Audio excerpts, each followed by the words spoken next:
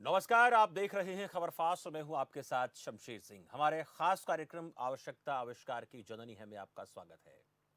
हम सब जानते हैं कि जब भी कभी जरूरत होती है और उस जरूरत के लिहाज से देश या दुनिया अपने आप को तैयार करते हैं। हम सब ने देखा कोरोना के इस काल में कि किस तरह से देश में पीपीई किट की जरूरत पड़ी और उस जरूरत के लिहाज से हमारे देश ने इन 2 महीने के कड़े प्रयास में 5 लाख से ज्यादा रोजाना किट तैयार करने का संकल्प तय किया और उसको पूरा भी किया। यानी कोरोना संक्रमण के इस दौर में चाहे पीपीई किट्स हों, ये सैनिटाइजर की बात करें, मास्क की बात करें, पूरा देश इन सब चीजों में लगभग आत्मनिर्भर हो गया है और अन्य देशों को भी इसका निर्यात कर रहा है। तो यानी हम कह सकते हैं कि जब जरूरत पड़ी तो हमने उसके हिसाब से देश को तैयार किया, देश तैयार हुआ और पीपीई किट उत्पादन में आत्मनिर्भर बनने के साथ साथ निर्यातक भी बना। यानी क्या भारत और जो तमाम उत्पाद हैं उनमें आत्मनिर्भर नहीं बन सकता? आज देश की जनता के सामने एक ही सवाल है कि जब इन 2 महीनों में हम पीपीई उत्पादन में आत्मनिर्भर बन सकते हैं और उसके साथ साथ उसका निर्यात भी कर सकते हैं, तो क्या जो चीजें हम चीन से या अन्य देशों से आयात करते हैं उन चीजों में भी आत्मनिर्भर नहीं बन सकते हैं क्या?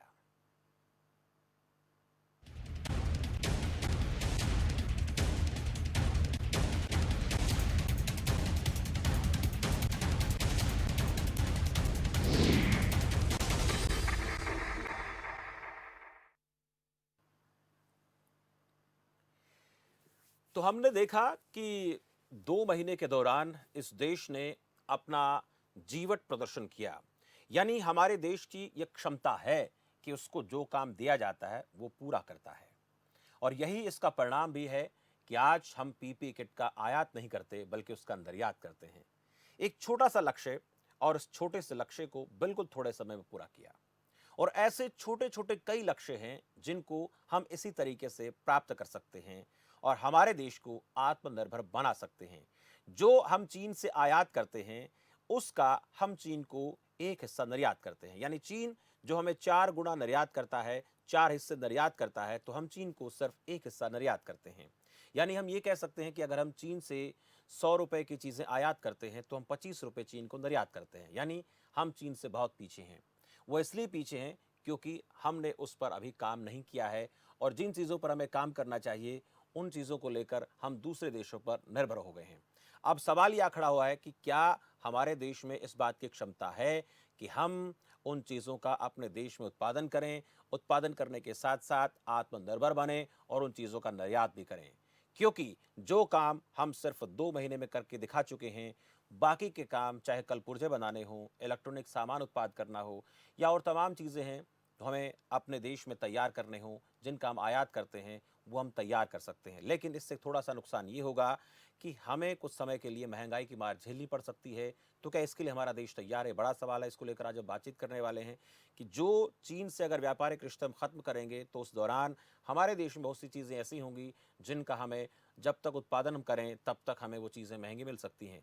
लेकिन ये हम सभी जानते हैं कि जब मार्केट में कंपटीशन होता है, मुकाबला होता है, तो मुकाबले के दौरान अगर कोई गाड़ी एक कंपनी उसको 5 लाख में आज तैयार कर रही है और उस गाड़ी की जिस लिहाज से डिमांड बढ़ रही है उस लिहाज से तमाम अन्य कंपनियां गाड़ी उत्पादन के काम करेंगी। उस दौरान हम जो है इतनी गाड़ियों का उत्पादन कर सकते हैं कि जो 5 लाख की गाड़ी आज है वो कल 4 लाख की मिल सकती है। भारत चीन के व्यापार की बात करें तो पिछले 20 सालों में चीन से भारत का आयात 45 गुना बढ़ा है। 2019-20 में भारत का चीन को निर्यात 1.10 लाख करोड़ था, आयात था 4.40 लाख करोड़ रुपए। यानी मैंने कहा कि 1 रुपया बनाम 4 रुपया। 2018 में द्विपक्षीय व्यापार 95.78 अरब डॉलर था। 2019 में 3 अरब डॉलर कम होकर 92.68 अरब डॉलर रहा। साल 2019 में चीन से भारत को निर्यात 74.72 अरब डॉलर था।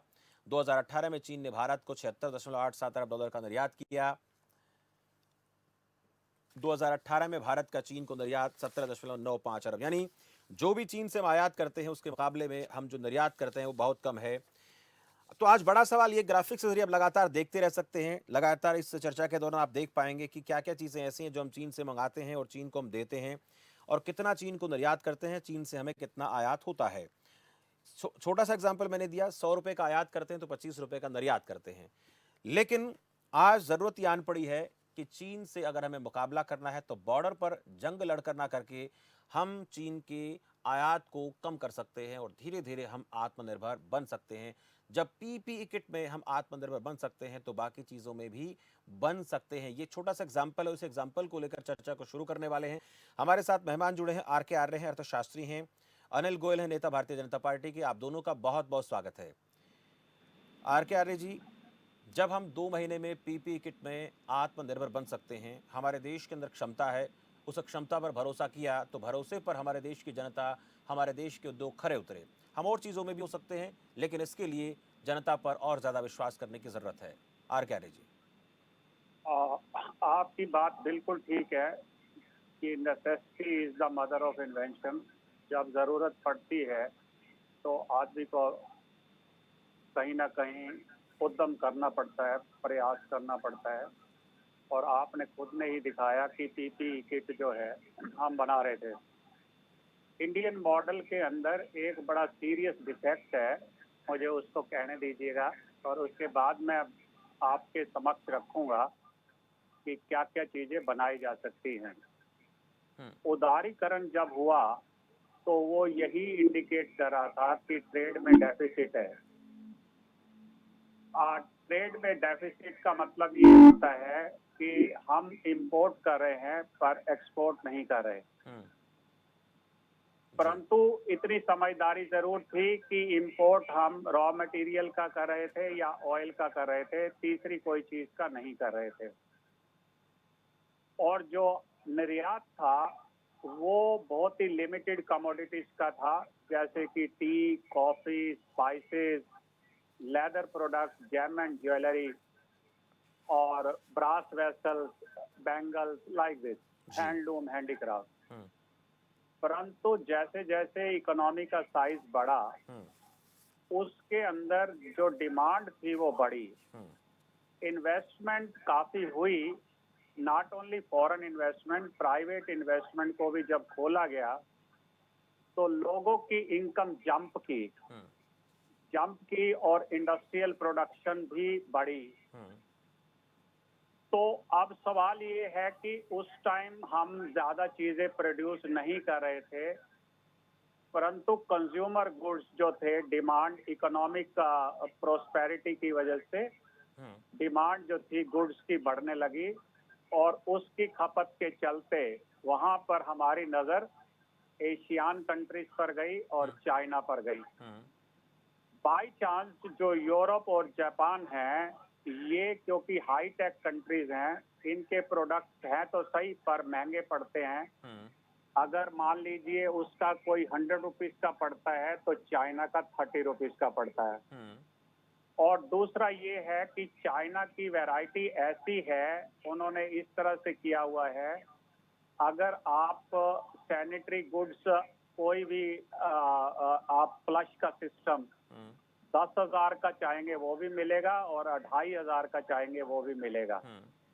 परंतु अगर अक्रॉस द बोर्ड देखे कि सैनिटरी के प्रोडक्ट, किचन के फर्नीचर, आयरन फर्नीचर और डिफेंस इक्विपमेंट और इसके अलावा सोलर पैनल और अभी जो है टेलीकॉम के इक्विपमेंट, जब 5G को लागू करोगे 5th जनरेशन स्पेक्ट्रम को, तो हुआवई की जो है रिक्वायरमेंट पूरे देशों को पड़ रही है। यूरोप ने उसको एक्सेप्ट किया है, परंतु इंडिया अभी बहुत पीछे है 5G से और यूएसए ने उसको डिनाई किया है, तो उन्होंने ये कहा है कि हम बनाएं। सवाल क्या है कि जो कंट्री कॉस्ट को इकोनोमाइज कर सकती है वो ट्रेड करती है, और ट्रेड करना कोई बुरी बात नहीं है। इंपोर्ट कम कीजिए, एक्सपोर्ट थोड़ा बढ़ के कीजिए और फिर आपका जो बैलेंस ऑफ पेमेंट सिचुएशन है वो पॉजिटिव रहेगी, नेगेटिव नहीं रहेगी। हमारे यहाँ पर शुरू में जो लैंड अवेलेबल थी उस पे हमने हैवी प्रोजेक्ट्स लगाए हैं। जैसे कि आप देखेंगे कि स्टील और टेक्सटाइल, माइनिंग में बहुत बड़ा एरिया है, तो लैंड बैंक जो है वो कम हो गया। और जो उदारीकरण था, एग्रीकल्चर को उसी स्थिति पर छोड़कर कंट्री आगे बढ़ाई। एग्रीकल्चर की जो कंट्रीब्यूशन है वो लगभग 45% से आज की डेट में 17% आ गया।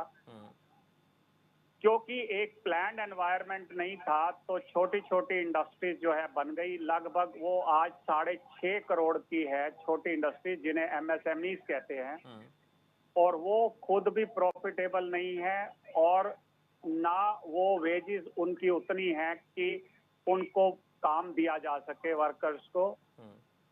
तो एग्रीकल्चर को फिर से स्ट्रेंथन करके 5-7 साल के अंदर, जैसे कि अभी गरीब कल्याण योजना चलाई है, मनरेगा पहले चल रहा था, तो कब लगभग 1.5 लाख करोड़ के आसपास वहां पे जाएगा।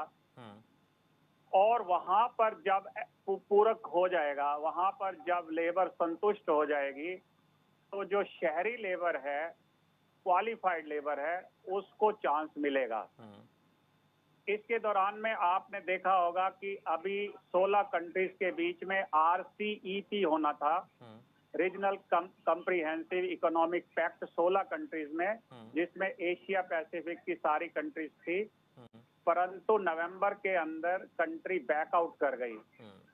जब तक आप टैरिफ लाइंस को सेट नहीं करोगे, वो भी आपसे माल नहीं खरीदेंगे।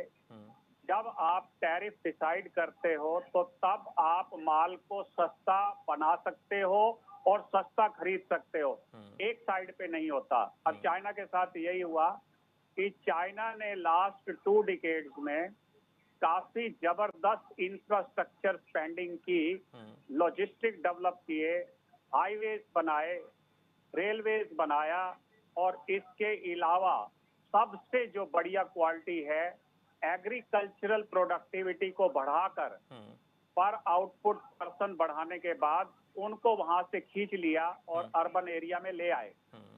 तो सारे की सारी रेंज जो है, सप्लाई चेन वहां पर व्यवस्थित है। सारी सप्लाई चेन जब व्यवस्थित होती है तो कहीं से भी डिमांड उसको आ सकती है। आज चाइना 132 कंट्रीज को एक्सपोर्ट करता है, वेयर एज इंडिया केवल 10 कंट्रीज को एक्सपोर्ट करता है, वो भी ब्रॉडर प्रोडक्ट है जिनके अंदर कोई वैल्यू एडिशन नहीं है। ऑयल की रिफाइनरी है, रिफाइनरी ने प्रोडक्ट्स बना दिए, वो एक्सपोर्ट हो रहे हैं। जेम्स एंड ज्वेलरी अब मशीन से बनने लगी, वो एक्सपोर्ट कम हो रहा है। लेदर प्रोडक्ट में चाइना आगे चला गया, अपैरल में बांग्लादेश और वियतनाम चला गया।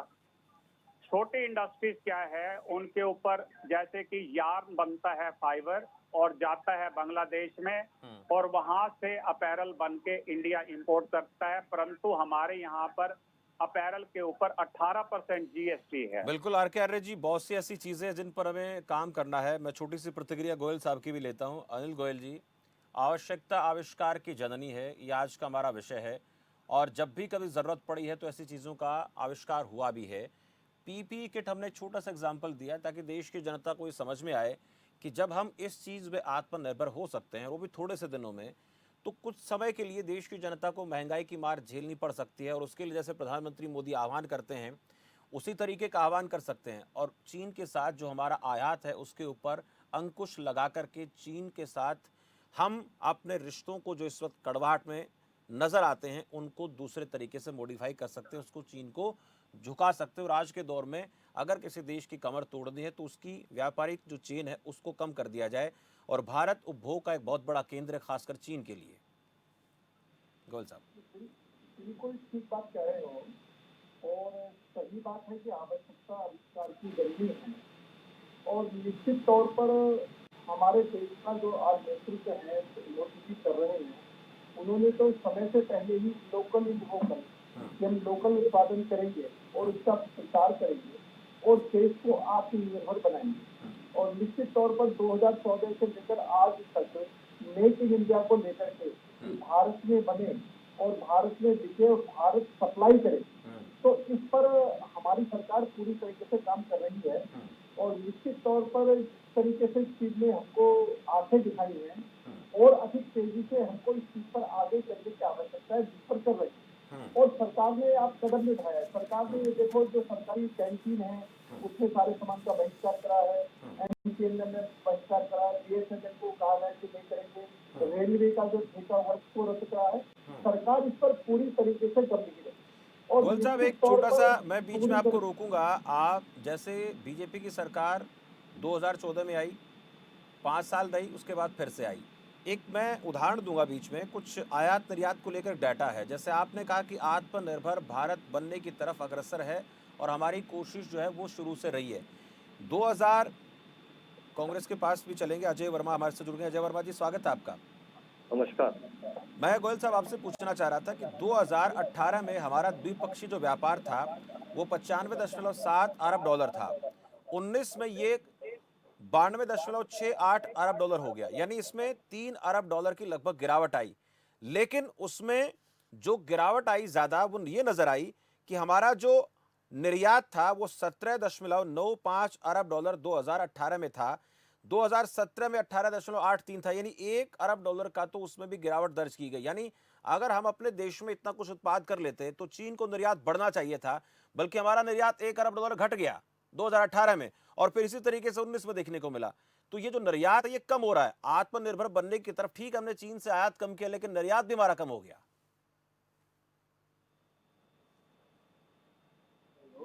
लेकिन सही मायनों में किसी चीज को आत्मनिर्भर बनने के लिए भी एकदम समय लगता है। यानी रात रात में इसके अंदर कोई भी आत्मनिर्भर नहीं बन सकता। जब आत्मनिर्भर बनने की तरफ कदम बढ़ाएंगे, प्रोडक्शन करेंगे, चीजों को शुरू करेंगे, उसमें निश्चित तौर पर समय भी लगता है और जो डिपेंडेंसी थी उसको धीरे धीरे कम करने के विषय पर सारा मामला चल रहा है। और आप ये देख रहे हैं कि सरकार अब बिना जनता के सहयोग से तो कुछ नहीं हो सकता। सरकार ने अपनी तरफ से कदम उठाने जरूर शुरू कर दिए हैं और आज सभी जनता से, पूरे आपके चैनल के माध्यम से पूरे हिंदुस्तान की जनता से ये निवेदन, जो चीज हम छोड़ सकते हैं, जितनी चीज छोड़ सकते हैं, चीन के चीजों का बहिष्कार करना शुरू करें। जो छोड़ सकते हैं उसको छोड़ना शुरू करें। ये बात हम मानी जा सकती है, एक साथ सारी चीज नहीं छोड़ी जा सकती, लेकिन धीरे धीरे जब हम छोड़ना शुरू करेंगे तो निश्चित तौर पर चीन के ऊपर एक बहुत बड़ा करारा जवाब है।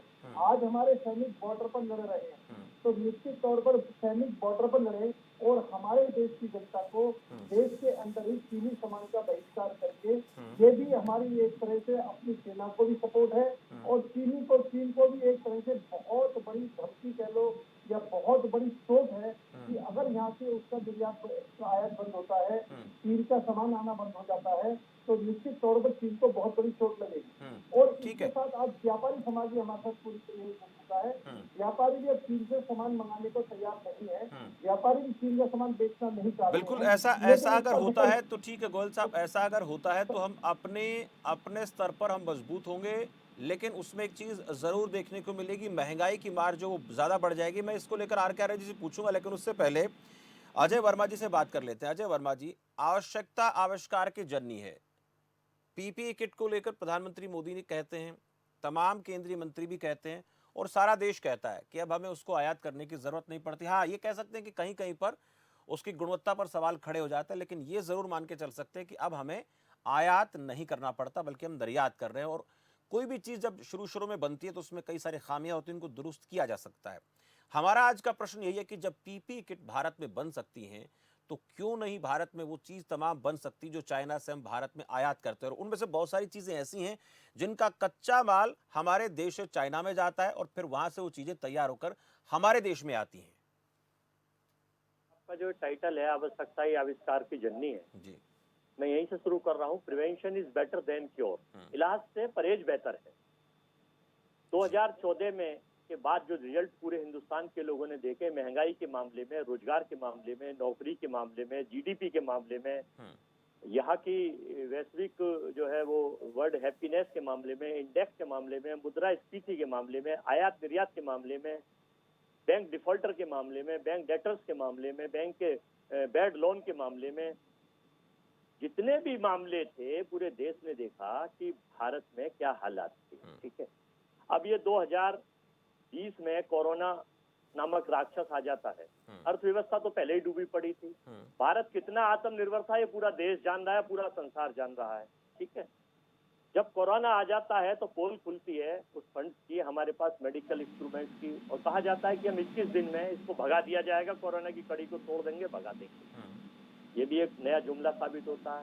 इस देश को सरेंडर मोदी की जरूरत नहीं है, इस देश को स्थायी मोदी की जरूरत है। आदरणीय सरेंडर, बीच में ना गोयल बोले, साहब, आप बीच गोयल में ना साहब, बोले, मैं बीच में गोयल नहीं साहब, बोला, बड़ा गोयल ध्यान साहब, से सुना है। बुजुर्ग है, गोयल साहब, बुजुर्ग है, बुजुर्ग है, गोयल मैं साहब, डिबेट नहीं करूंगा, बीच में बहस ना नहीं, बोले।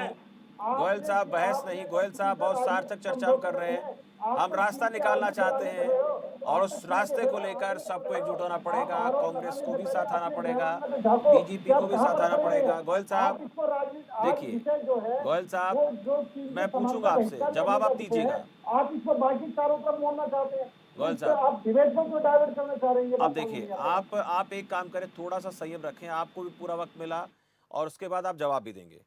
वर्मा साहब बात पूरी कीजिए अपनी, उसके बाद आरके आर्य के पास चलेंगे। और एक सवाल मेरे जहन में चल रहा है, उसको लेकर मैं पूछूंगा कि आत्मनिर्भर बनेंगे तो कैसे बनेंगे, और अगर ऐसा होता तो महंगाई की मार से देश की जनता को कितने दिन जो है जूझना पड़ सकता है। बात पूरी कीजिए वर्मा जी। है ना, सरकार की फेलियर लोग ही भागते हैं, जो फेलियर होते हैं वही कूदते हैं। तो सुन लें जरा, ठीक है, सरकार बोलिए फेलियर थी, बोलिए। झूठी गोयल साहब थी, चुप है। हाँ झूठ दिखाते हैं, झूठ बोलते हैं, झूठ पे सोते हैं, झूठ खाते हैं, झूठ उगाते हैं। पीएम ने ये कहा कि चाइना से कोई गुस्सा नहीं है, कोई देखिए गोयल हिंदुस्तान साहब, के अगर ऐसे बीच में बात करेंगे तो बात बनेगी नहीं। लेकिन वर्मा साहब मैं तो एक बात पूछना चाह रहा था आपसे कि जब पीपीई किट हम बना सकते हैं, सब जानते हैं, इस बात से तो मेरी सब सुन तो वाकिफ हैं। लीजिए शमशेर मैं जी, जरा ये सुन देखिए, लीजिए। देश में मैं केवल सरकार की बात नहीं कर रहा, ये हमारे देश में क्षमता है, शमशेर जी, क्षमता है ये स्वस्थ आत्मनिर्भर बनने डिबेट की। चल रही है, जरा सुन लीजिए। हाँ पीएमओ ने आज जो स्टेटमेंट दिया, पीएम और पीएमओ, पीएम के बीच में से ओ आ गया। पीएम ने कहा कि कोई चाइनीज नहीं घुसा, कहीं कोई अतिक्रमण नहीं हुआ। देश के प्रधानमंत्री संवैधानिक पद पे बैठे हुए कि ये 137 करोड़ लोग ये पूछ रहे हैं कि कैसे 20 लोग हिंदुस्तान के शहीद हो गए, इनके शवों के ऊपर आप क्यों राजनीति कर रहे हैं, झूठ बोल रहे हैं।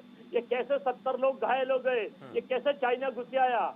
2 साल से सारे पत्रकार और अखबार और अपोजिशन के नेता आपको चेता रहे थे, बता रहे थे, और आप उस पर जागृत नहीं हो रहे थे। आप कह रहे थे कि सब अपोजिशन के लोग झूठ बोलते हैं। ठीक है वर्मा जी, इस मुद्दे पर भी लगातार हम चर्चा करते रहते हैं, लेकिन मैं देश की क्षमता पर बात कर रहा हूँ। क्या मैं हमारे क्षमता देश की की बता रहा जनता हूँ। में, जल्दी से वक्त नहीं, फिर वक्त नहीं बचेगा, देखिए, आधे घंटे का प्रोग्राम पूरा है। खाली पीपी किट बनाने से काम नहीं चलेगा। आपने महाराष्ट्र, आपने हिमाचल में देखा कि इस्तीफा दे दिया पीपी किट के मामलों में। आपने इसमें देखा गुजरात में कि वेंटिलेटर पे चीफ मिनिस्टर का संबंध निकला। आपने एनसीआर में देखा।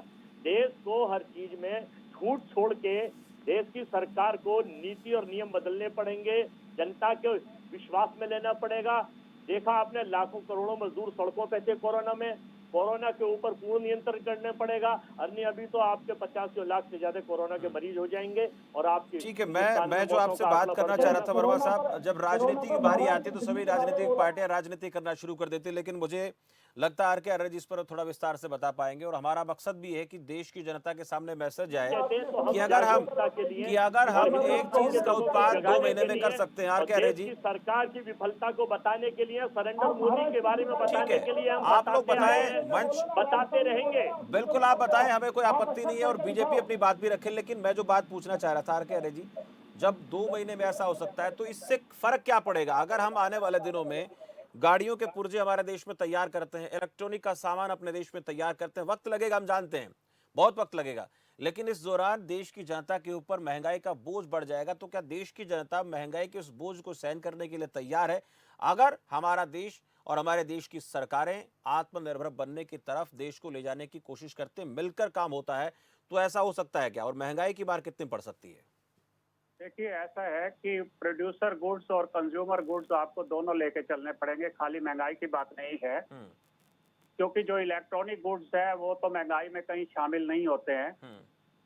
कुल मिलाकर वो तो कंजम्पशन उनकी सीधी कम हो जाएगी। और अब आप देख लीजिए कि उसकी कंजम्पशन अगर सर्वर्स की कम हो जाए, इलेक्ट्रॉनिक इक्विपमेंट की कम हो जाए, इंडस्ट्रियल इलेक्ट्रॉनिक्स की कम हो जाए, तो ये वाले अगर कंजम्पशन कम हो जाती है तो आप उसके देख लीजिए क्या कंसिक्वेंसेस है, कितने लैपटॉप लोगों ने यूज करने हैं, मोबाइल भी अभी वाइवो, Xiaomi और ओप्पो ये किसके है? ये चाइना के हैं, आपके नहीं है।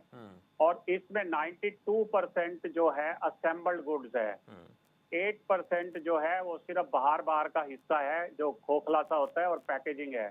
तो 90% 2% वैल्यू जो है वो ताइवान से, जापान से अलग अलग आके असेंबल होते हैं। तो उसमें तो कोई कारीगरी नहीं है। और अभी तो आपका उसका खोखा सा भी नहीं बना पा रहे, ना उसका की पैड बना रहे हैं, वो भी चाइनीज कंपनी खुद बना रही है, इसीलिए वो इधर आई है। Xiaomi, ओप्पो और वीवो ये चाइनीज कंपनी है, ये इंडियन नहीं है। और चौथी है वो सैमसंग है। तो हम नजाकत की बात ना करें, सीरियस होके करें। अभी मैं लास्ट पॉइंट पे आऊंगा क्योंकि टाइम आपने मुझे बहुत थोड़ा दिया है। टाइम कम है इसलिए आपको सरकार की switch on switch off policy है। एफडीआई की पॉलिसी क्लियर नहीं है। वॉलमार्ट को आप असेंशियल गुड्स में नहीं आने दोगे, नॉन असेंशियल गुड्स पे आने दोगे, नॉन असेंशियल पे नहीं आने दोगे, वहां पे सिलेक्टिव हो जाएगा। उसके बाद कोई भी फॉरेन इन्वेस्टमेंट आएगी और उसके बाद रिट्रोस्पेक्टिव टैक्स लगाएंगे तो वो कंपनी चली जाएगी। इसीलिए इन्वेस्टमेंट मैन्युफैक्चरिंग करने के लिए 3 बातें बहुत जरूरी है। सेफ्टी उनकी कितनी है, उनकी स्टेबल कितनी है इन्वेस्टमेंट, एनवायरमेंटल स्टैंडर्ड कैसे है, क्योंकि एनवायरमेंटल का टैक्स पड़ जाता है, वहां पे अनप्रॉफिटेबल हो जाती है। और तीसरी लेबर स्टैंडर्ड है। अभी जो एनवायरमेंटल स्टैंडर्ड है, सोलर मिशन चल रहा है और बाय चांस सोलर मिशन जो है इंटीरियर तरह के सोलर पैनल है जिसमें एंटी मनी बहुत ज्यादा है और रेडिएशन इफेक्ट लोगों को पड़ रहा है उसका, वो चाइना से आ रहा है क्योंकि हमारे यहाँ उसकी तैयारी नहीं है। तो जब तक आपका R&D ठीक नहीं होगा, जब तक आपके पास IITs में टेक्निकल वर्क नहीं होगा, अभी IITs में क्या हो रहा है, ज्यादातर लोग मार्केटिंग रख रहे हैं।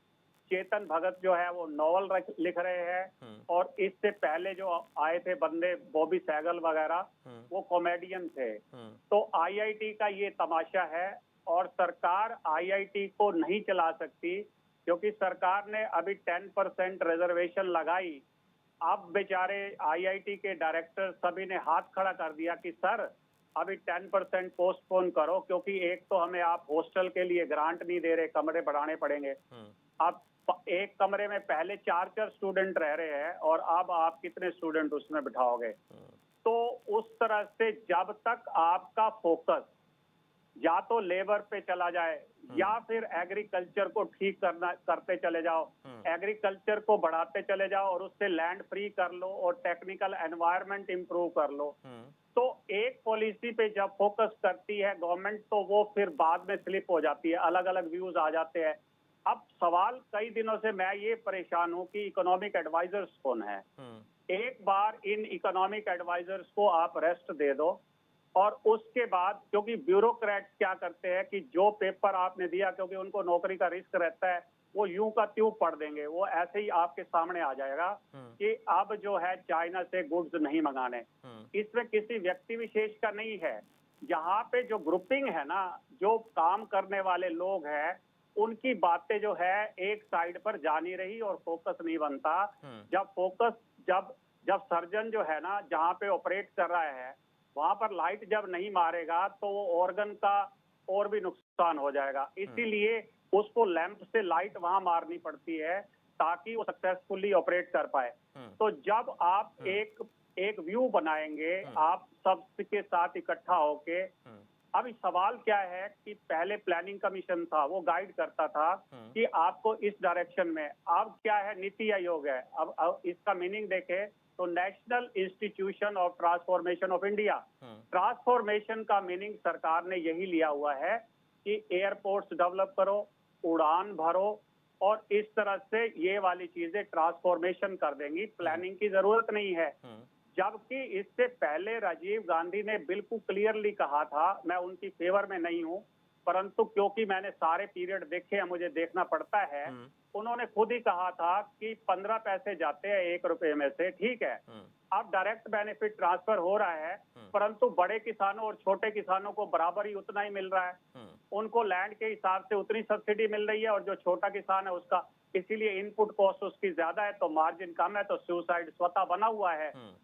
तो कुल मिला के वही मनी लैंडिंग वहां पे भी चल रही है, जो लोकल मनी लेंडर है। क्योंकि जब आपको पेस्टिसाइड खरीदना है, बीज खरीदना है, तो डेफिनेटली आपको एक लाख से तो काम बनेगा नहीं किसान क्रेडिट योजना से, आपको किसी और का दरवाजा खटखटाना। और अंत में क्या हो गया कि घर की ही 10 बोरियां गेहूं की नहीं निकली। तो कुल मिलाकर जब तक सारे इश्यूज को, सारे इंजन्स को एक साथ नहीं मूव करेंगे तब और तक बीच बीच में डिसरप्शन करेंगे, मार्केट इकोनॉमी है ये इंडिया। एक बात याद रहे, India is a market economy. जब 1991 में मनमोहन सिंह ने इकोनॉमिक रिफॉर्म कर दिए थे, आप उसके साथ टेम्परिंग बहुत कर रहे हो, और उसका जोखिम जो है पब्लिक को हो रहा है। इसलिए बीच में स्टेट इंटरवेंशन आप ला रहे हो, कभी इनविजिबल हैंड हो रहा है, कभी सिलेक्टिव एफडीआई हो रहा है। अभी चाइना की $6 बिलियन की आपने टर्न डाउन की, किस लिए की? जब आपकी 103 इन्वेस्टमेंट्स है उनकी, लगभग 4,400 करोड़ रुपए इन्वेस्टेड है उनके, अरे जी, और वक्त इंडियन बहुत के भी बहुत कम है, इन्वेस्टेड थोड़ा है। जल्दी से। हाँ जी। परंतु 300 करोड़ रुपीस जो है इन्वेस्टेड है, उनकी लार्ज इन्वेस्टमेंट है। और दूसरा, आप आयात निर्यात की बात कर रहे थे, उसमें तो बहुत ही शेमफुल सिनेरियो है कि हम इंपोर्ट कर रहे हैं फिनिश्ड गुड्स का और इंटरमीडियरी गुड्स का, और अपनों को हम इंटरमीडियरी गुड्स पर टैरिफ ज्यादा ले रहे हैं, फिनिश्ड गुड्स से कम ले रहे हैं। तो चाइना के पास तो हम झुके हुए हैं। आप पॉलिसी को पढ़िए कि जो फिनिश्ड गुड्स है उस पे टैरिफ अगर है 10% का, तो रॉ मटेरियल के ऊपर है 20% का, ताकि वो आ ही ना पाए और फिनिश्ड गुड्स आते रहें, और सिलेक्टिव कम्युनिटीज जो है, शहरी लोग, उनका हिसाब किताब बनता रहे। जितने भी किचन का सामान है, टॉयलेट का सामान है, सैनिटरी का सामान है, इवन आपके टॉयज है, दुर्गा पूजा के लिए जो गॉडेस यूज होती है, वो फायर क्रैकर्स, ये सारे इंपोर्ट होते हैं। क्योंकि आप वो यहाँ पर अगर बनाएंगे तो उसकी कॉस्ट ज्यादा होगी, परंतु कंज्यूमर इकोनॉमी होने की वजह से, कंज्यूमर्स को लाभ पहुंचाने की वजह से। बजाय आपको रोकना पड़ेगा, वक्त बचे और ज्यादा इजाजत नहीं देता अगले कार्यक्रम के लिए, लेकिन आपने बहुत सी ऐसे खास बातें की जिनके ऊपर सरकार को ध्यान देने की जरूरत है।